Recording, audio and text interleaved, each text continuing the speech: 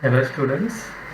Now this is second lecture in this unit 8, which is on predicate logic representation. In last lecture we have seen how to use prepositional logic for representing English language sentences. Today we will see what are limitations of prepositional logic representation, and then how predicate logic can be used for representing most of the English language sentences and ultimately for drawing inferences.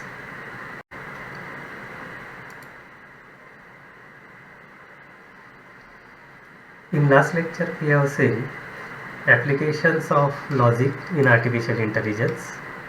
Then we have discussed what is prepositional logic, how to define prepositions, how to combine these prepositions to form prepositional expression, and then we have seen the rules of inferences which are required for drawing inferences from the English language sentences. Now today we will see how to use predicate logic for representing English language sentences. Now let us start with some of the examples in prepositional logic. Suppose we have given 4 set of sentences and we will have to represent this in prepositional logic. That's what we have done in last class. So let us see what we have done earlier. Suppose the first sentence is it is raining. So we would have represented this in prepositional logic as by defining a predicate p, small p, or something like this. I can define a predicate raining. Simply if I define a predicate raining, that is equivalent to representing English language sentence raining. So it will have truth value either true or false. Second sentence is it's sunny. So similarly, representation of this in prepositional logic will be either representing this with a symbol like PQR, or simply I will write preposition. I will define a preposition sunny. So sunny will represent that it is sunny. So it will have truth value true. It's windy. Similarly, we can represent that as preposition windy. And fourth sentence is if it is raining then it's not sunny. So conditional statement implication is there. So in prepositional logic we can represent that as raining already we have defined. If it is raining, that implies it is not sunny. Sunny also we have defined, so not sunny. So that's how we have a method for representing sentences in prepositional logic. But suppose now consider another set of sentences. How we are going to represent this set of sentences in prepositional logic. Socrates is a man. Now this one way of representing this sentence is I can represent this as Socrates man simply by defining a preposition Socrates man, single word. This is a preposition, but this representation will not capture that Socrates is a man. So that individual Socrates is instance of this class man. This representation will not capture. Similarly, second sentence, Plato is a man. Same thing I would have represented in prepositional logic this as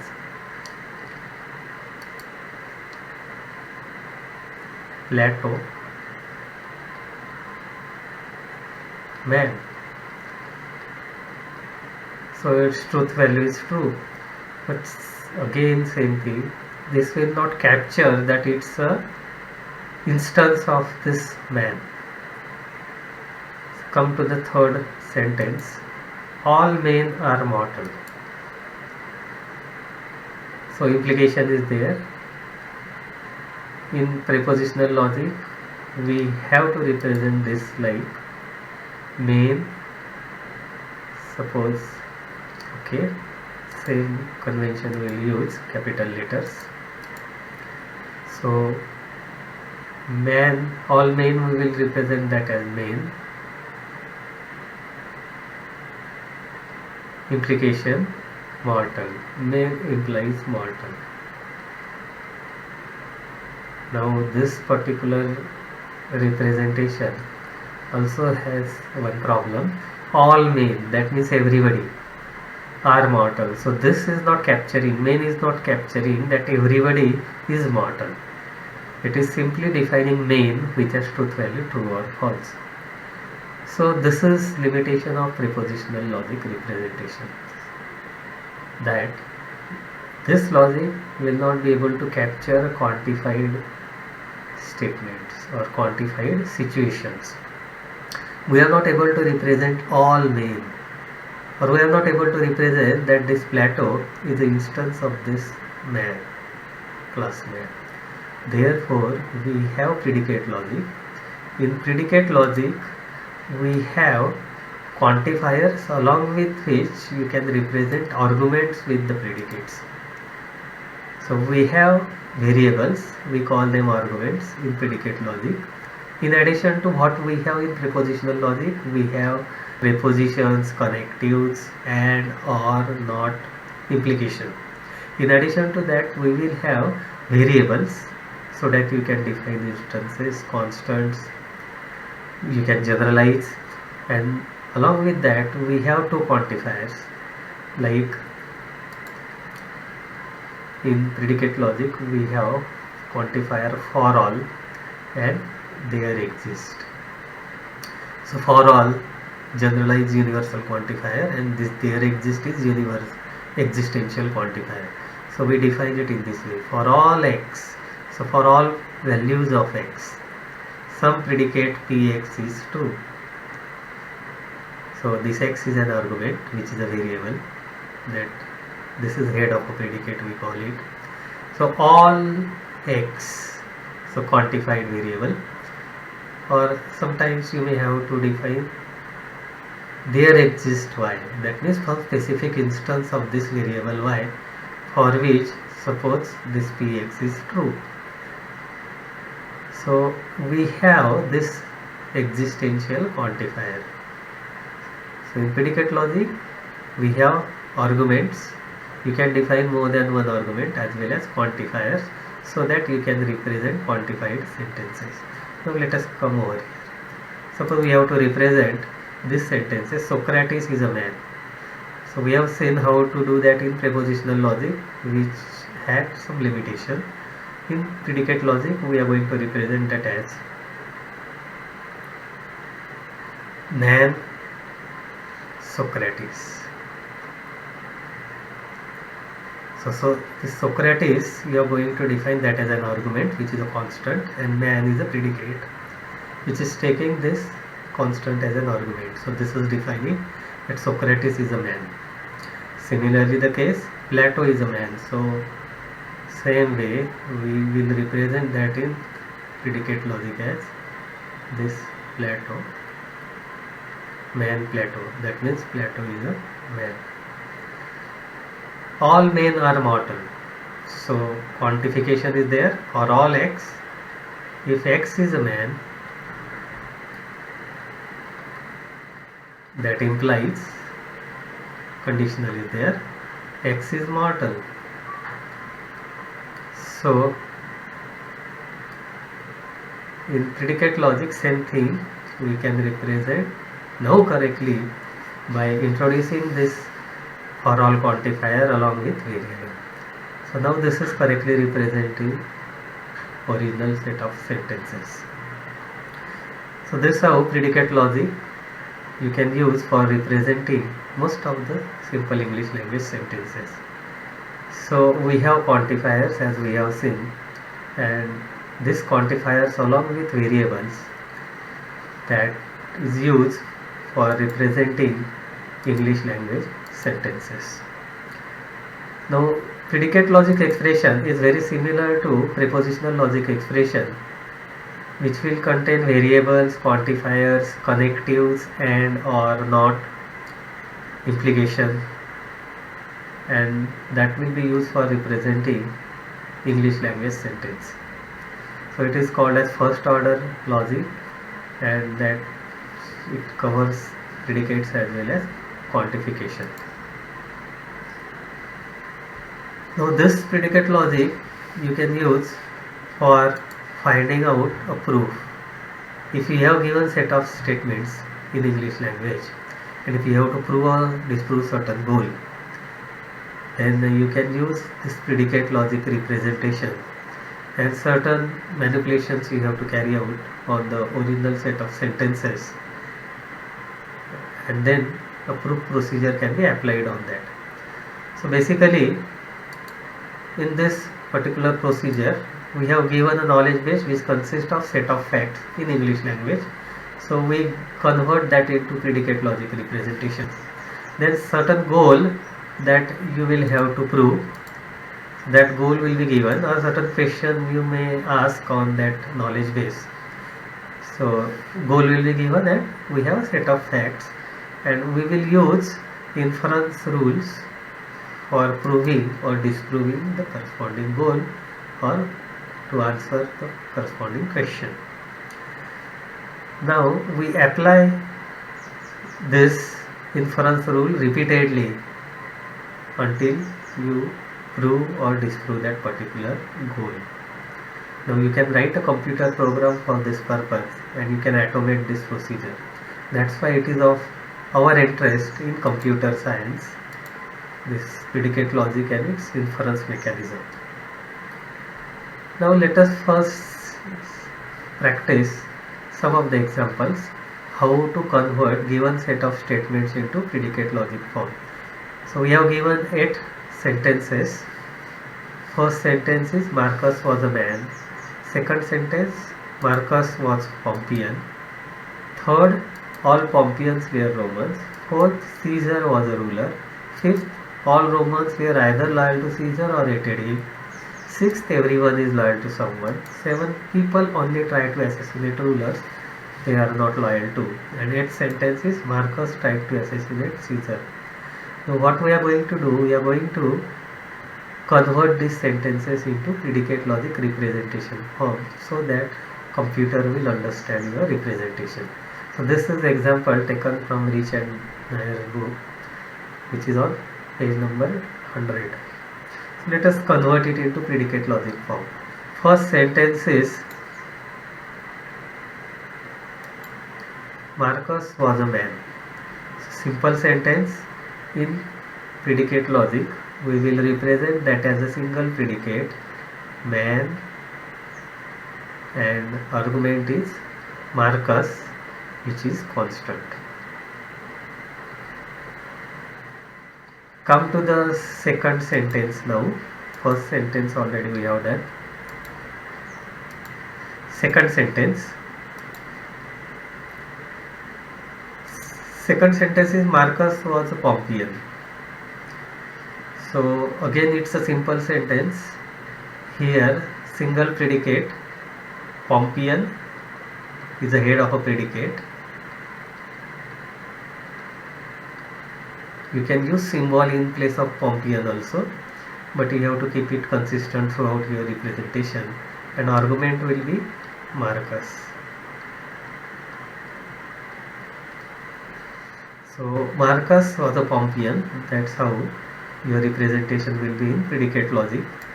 Next sentence is all Pompeians were Romans. Now here there is an implication.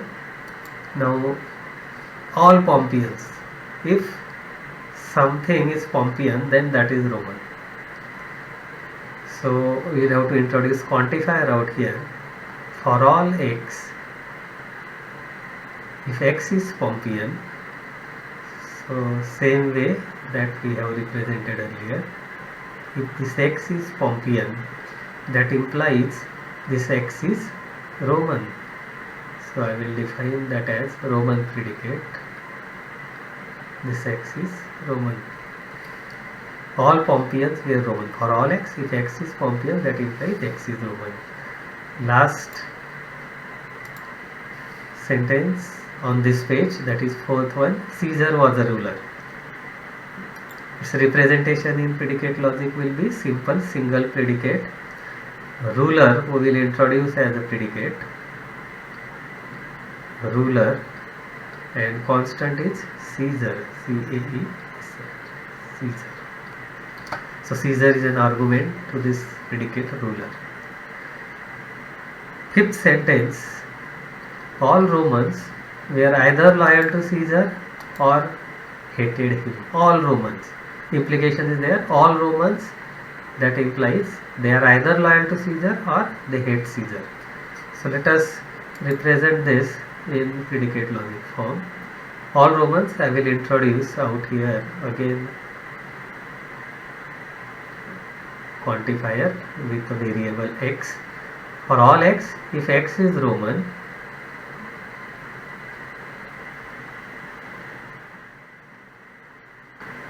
they were either loyal to Caesar or hated him. That implies that loyal to, another predicate we will define.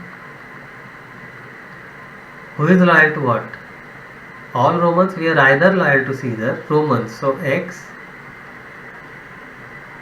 loyal to Caesar,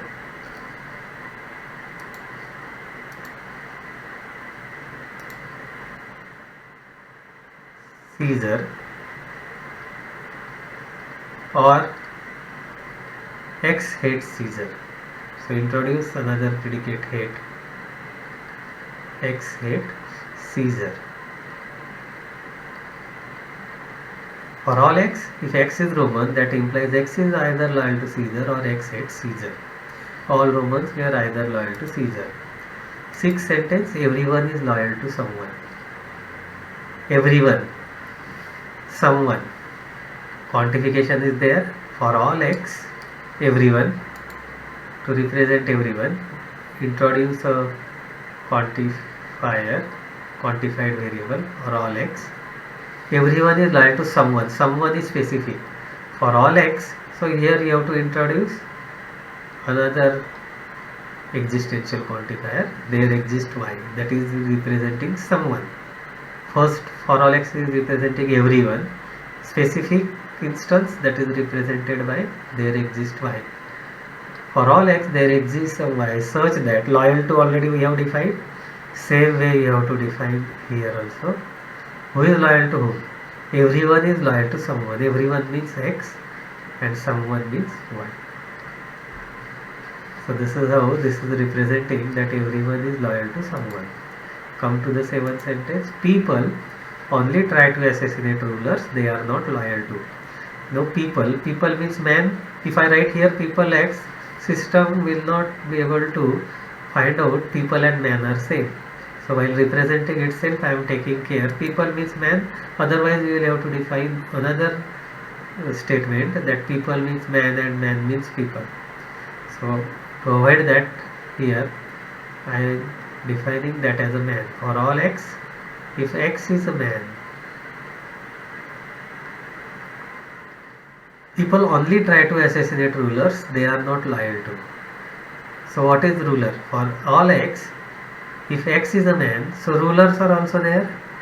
So something is ruler. So you will have to introduce another quantifier out here. For all x, for all y, if x is man and y is ruler,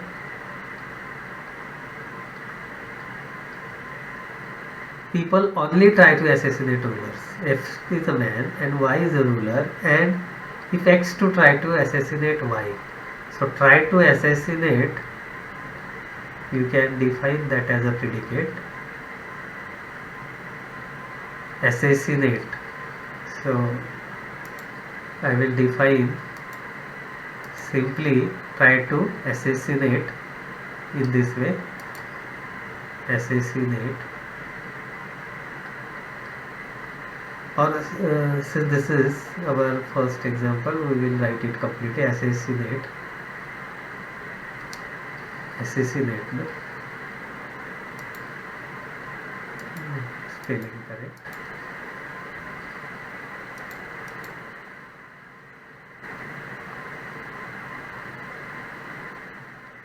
Complete word I will write. Assassinate. Try to assassinate. people only try to assassinate. People means X. Rulers, Y. People only tries to assassinate ruler. They are not loyal to. That implies, implication is there. Not loyal to.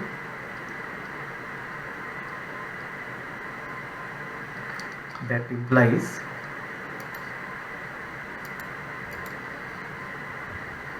not loyal to already we have defined earlier, so the same way you will have to define it. Keep it consistent. Not loyal to. Who is not loyal to whom? They are not loyal to. People only try to assassinate ruler. They are not loyal to. People means X and ruler means Y. So this will represent the whole sentence. People only try to assassinate ruler. They are not loyal to. That is for all X, for all Y. If X is man, Y is ruler, and X try to assassinate Y. That implies X is not loyal to Y. Then come to the last sentence, that is Marcus tried to assassinate Caesar. Simple sentence, single predicate. Try to assassinate already you have defined. Same way you will have to define try to assassinate now. So in predicate logic we will represent that as again try to assassinate.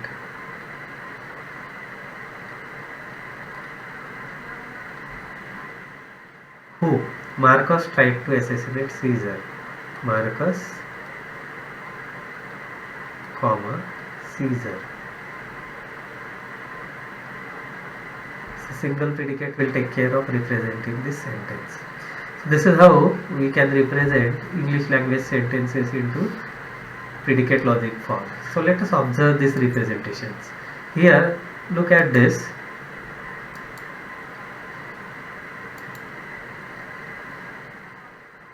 Man Marcus. Marcus was a man. Suppose the sentence is Marcus is a man. Still your representation will be same. Marcus was a Pompeian. Suppose sentence is Marcus is a Pompeian. Representation will be same. So here if you observe in both of these sentences, either it is a man, was a man, representation is not taking care. So it is a tenseless representation. Similarly,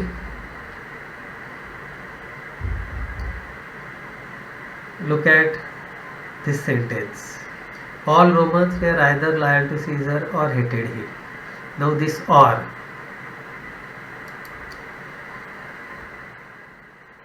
can be inclusive or an exclusive or. Romans were either loyal to Caesar or hated. Either this or this. So this representation is specifically saying exclusive or. Either they are loyal or hates. Both cannot be true at the same time. But our representation is not taking care of that. This is your inclusive or. So although it in original sentence its meaning is exclusive or, your sentence here is representing inclusive or. So that is the another problem associated with predicate logic representation. So although we have these limitations, but still it's better than prepositional logic. Most of the sentences you will be able to represent in predicate logic form. So once you represent sentences into the predicate logic form, now our next task is we will have to use this for developing a proof, for proving or disproving goals or for answering your questions. So the basic mechanism used in this procedure is we use refutation, resolution and refutation. Refutation means negating. We negate the goal and then we try to prove whether it is true or not. So that is called as proof by refutation. So that generates a resolution tree, resolution graph. So this is how we are going to use this predicate logic mechanism for deriving the proofs. Then we have large number of rules, and these rules we can utilize in our inference process.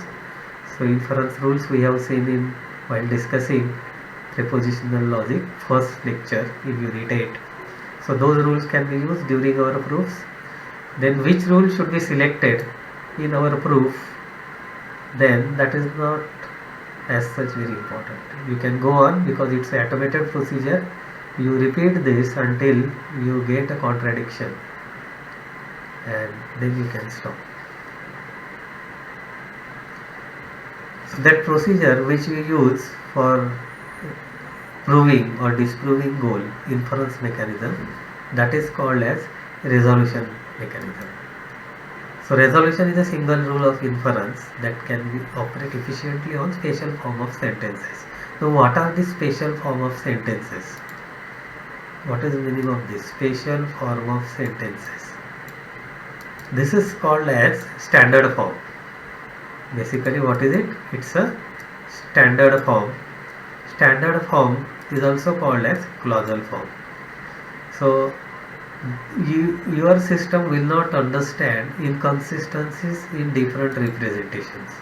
For that purpose, the sentences that we have represented in predicate logic form has to be converted into some standard form, so that system will not have any problem when manipulating those representations. And then that standard form, if you see, that is called as conjunctive normal form, CNF, or that is also called as clausal form. So this clausal form will have set of literals or predicates, you call them, connected by disjunction. Only one operator will be there, called as disjunction operator. So it will be a very simplified form. So you will have all terms connected by ORs, that's all.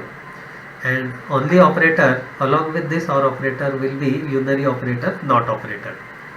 So original sentence which is in predicate logic form, that you are going to represent that in only in the form of operator, not an disjunction operator, that is OR operator. So all sentences are implicitly conjuncted and, for examples, your knowledge base is your sentence 1, sentence 2 and sentence 3 and sentence 4. So that's why we are saying all sentences are implicitly conjuncted. So if in your representation, clausal form representation, if we have ending of multiple clauses, then you have to separate them. You consider them as separate facts. So therefore we are saying all sentences are implicitly conjuncted. So we are going to use this resolution procedure now, and in this resolution procedure, another important task that you have to do, that is you have to check arguments of the predicates, and you have to check even predicates, whether two predicates they match or not, their arguments they match or not, because you have to prove, derive the goal or disprove the goal or prove the goal by using procedure called as refutation.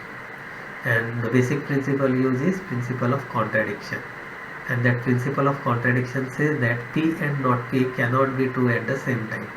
If that is the case, you have to remove it. Again I am repeating, we cannot have predicate P and predicate not P in the knowledge base at the same time. Why?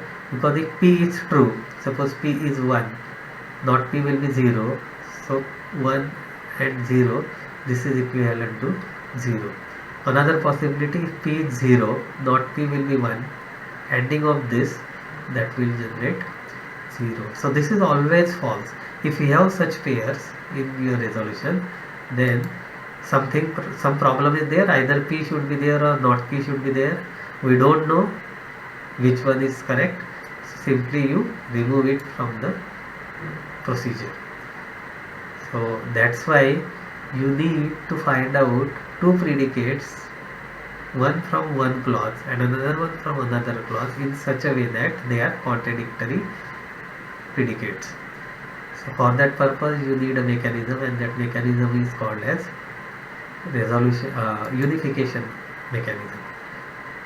That unification algorithm we are going to discuss, that we will be using in resolution algorithm for finding out such a pairs. So let us summarize what we have discussed today. In prepositional logic we have seen you cannot represent quantified sentences all kinds of sentences cannot be represented in prepositional logic, so we have extension of that which is called as first order predicate logic, where we have quantified variables and we can use them for representing most of the sentences. Then we can use resolution procedure to derive a goal from the set of facts which are represented in predicate logic. So therefore, now since this resolution requires two important things, that means the original sentences which we have represented in predicate logic form, that you will have to convert into the standard form, or it is called as clausal form. So we will discuss in the next lecture procedure to convert these statements into clause form, standard form or CNF. And then also you need to find out contradictory pair of literals. So for that also we have procedure, or which is called as function, unification algorithm, that will perform the task of finding out contradictory pair of literals, or a matching algorithm called as unification algorithm. So in next class we will discuss clausal form conversion procedure, and after that we will discuss unification algorithm.